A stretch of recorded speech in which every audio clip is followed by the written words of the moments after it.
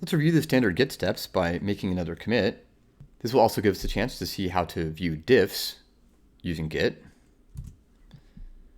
So remember that the status sequence starts off with untracked or unstaged changes. Then we use git add to stage them, which means that when we run git commit, they'll be added to the local repository. Recall that our index.html file is currently empty. You can see 0 here, and indicates 0 byte. We can also cat it, see that it's empty. Now let's put the content hello world inside of index.html.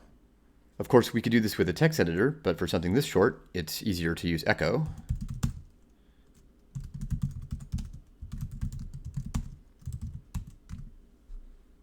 There we go.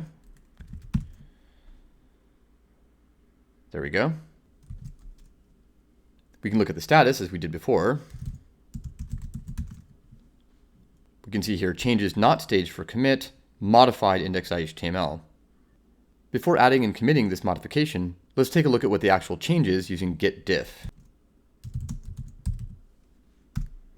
Recall the Unix diff command, which you can use to look at the differences between two files. In this case, what git diff does is shows us the difference between current unstaged commits and the last commit we made.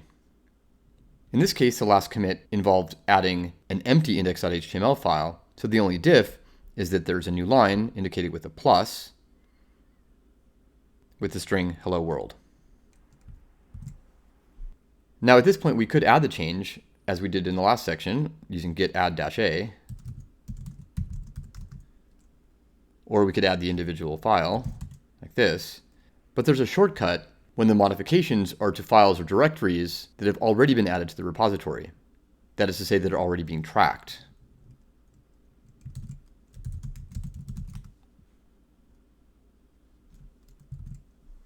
The shortcut is to use git commit as we did before, but with the -a flag for add.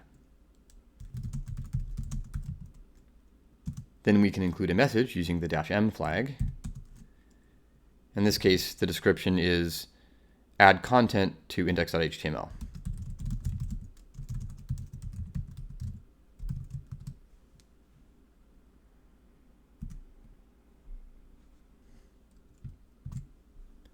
Now that we've added and committed the changes, there's no diff. And in fact, even just adding them so that they're staged would have resulted in no diff as well. In other words, the diff is between untracked and unstaged here and the last commit.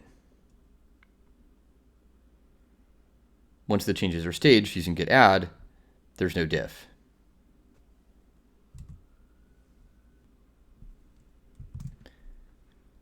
As before, we can confirm that the change went through using git log. Here we see our initial commit, initialize repository, and then add content to index.html. Note as required that there's a new SHA for the new commit.